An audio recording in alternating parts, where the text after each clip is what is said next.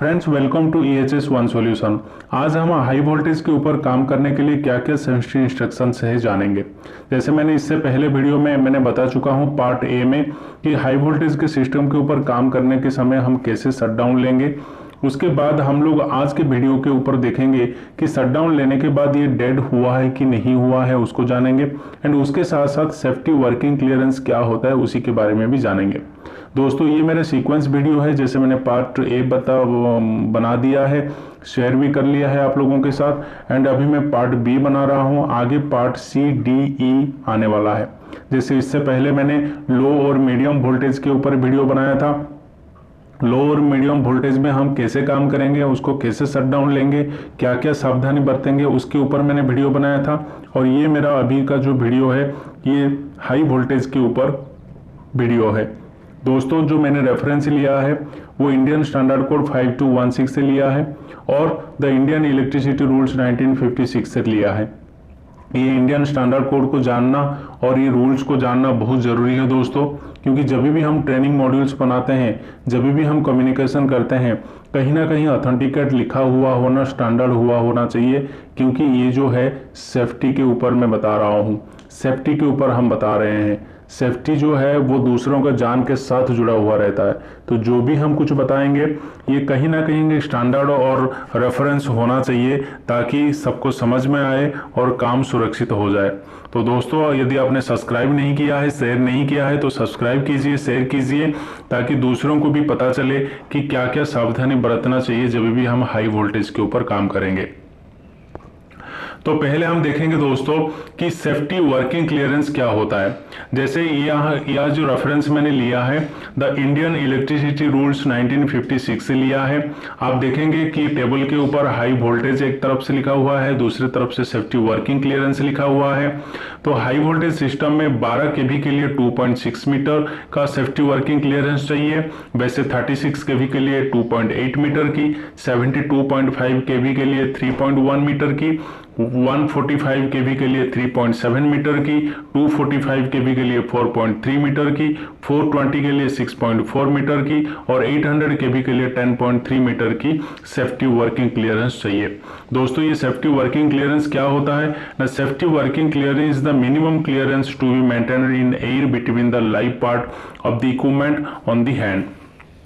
जो भी हमारा एक एयर गैप रहता है, किसमें? लाइव कंडक्टर और हमारा बॉडी के अंदर जो एयर रहता है, जो एयर गैप रहता है, उसी को हम कहेंगे सेफ्टी वर्किंग क्लियरेंस।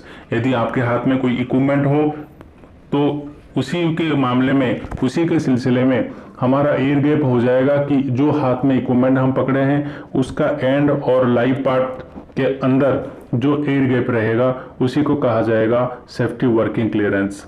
जब भी दोस्तों सेफ्टी वर्किंग क्लियरेंस की बात आता है, मेरा पर्सनल रिकमेंडेशन रहेगा आप इंटरनेशनल स्टैंडर्ड को फॉलो कीजिए। IEC इंटरनेशनल इलेक्ट्रोटेक्निकल कमीशन जो है उसका कोड 60364 है, उसी को आप रेफर कीजिए।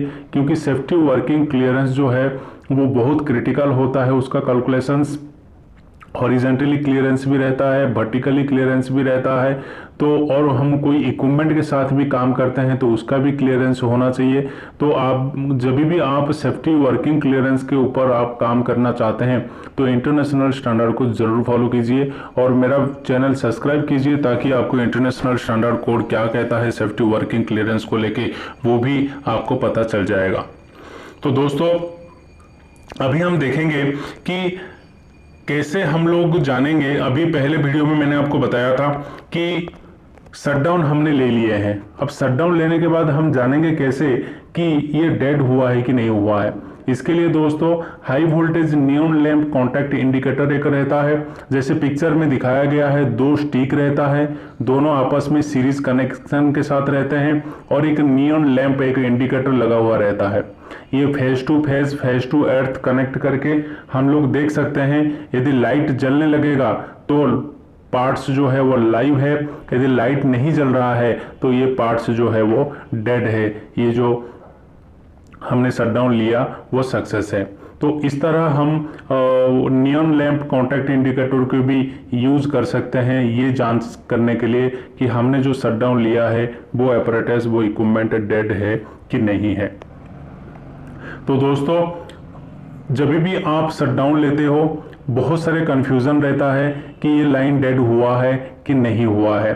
बहुत सारे कन्फ्यूज़न रहता है कि हमने शटडाउन तो बता दिया था बट अभी हुआ कि नहीं हुआ है।